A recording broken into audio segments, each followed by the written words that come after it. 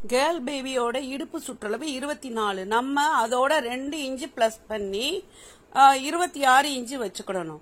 அதை 4ஆல டிவைட் பண்ணா 6.5 இன்ச்சு வரும்.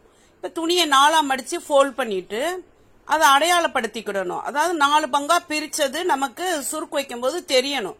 இங்கிட்டு வந்து ஸ்டிச் இருக்கறனால பாயிண்ட் போடல. ஒரு பங்குக்கு 6.5 இன்ச்சு வைக்கணும். அந்த கால் பங்குல சென்டர் மார்க் பண்ணிக்கோங்க. மார்க் பண்ணிட்டு இங்கிட்டு 3/4 அங்கிட்டு 3/4 6.5 ஈக்குவலா பிரிச்சிடணும். அந்த சென்டர் மார்க் பண்ணி காமிச்சிருக்கேன் பாருங்க. அதே மாதிரி அவங்கவுங்க மெஷர் பண்ற அளவுக்கு ஏத்த மாதிரி இது 3, 3/4, 2 அப்படி சுருக்கோட அளவு மாறுபடும். நீங்க புதுசா பழகுனீங்கன்னா ஆரம்பத்துல இப்படி ஃபர்ஸ்டே நம்ம மிஷின்ல வச்சு ஸ்டிச் பண்றதுக்கு முன்னாடி கைட்டாலேயே மடிச்சு டேப்பால செக் பண்ணி அளந்து கரெக்டா இருக்கான்னு பார்த்து குண்டூசியால பின் பண்ணிக்கோங்க. அதாவது ஹோலா 4 பக்கமும் 4 பங்கையும் ஈக்குவலா நம்ம எவ்வளவு வைக்க போறோமோ அதை கரெக்டா எல்லா பக்கமும் ஒன்று போல அளந்து குண்டூசியால மார்க் பண்ணிக்கோங்க, பின் பண்ணிக்கோங்க.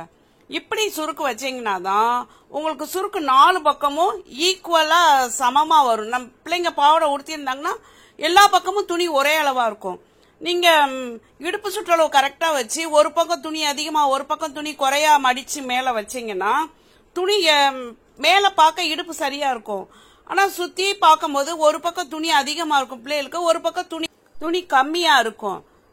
அதனாலதான் இந்த மெத்தட்ல நான் பண்ண சொல்றேன். நான் இப்ப 1/2 பங்குக்கு மட்டும்தான் இப்படி பின் பண்ணி காமிக்கிறேன்.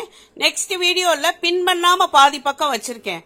அதை எப்படி நானு கழுத்துல டேப்பு போட்டுக்கிட்டே மிஷின்ல வச்சு டைரக்டா எப்படி ஸ்டிச் பண்றேங்கிற வீடியோவை அடுத்த பார்ட்ல பார்க்கலாம். குண்டூசியால பின் பண்றதுக்கு பதில் ஒருத்தவங்க கைட்டாலேயே ஹெம்மிங் ஊசியை வச்சு ரன்னிங் ஸ்டிச் போட்டு இந்த சுருக்க வச்சுக்கிடுவாங்க. இதனுடைய கண்டினியூ வீடியோவை அடுத்த பார்ட்ல பார்ப்போம். Thanks for all. Please subscribe my channel.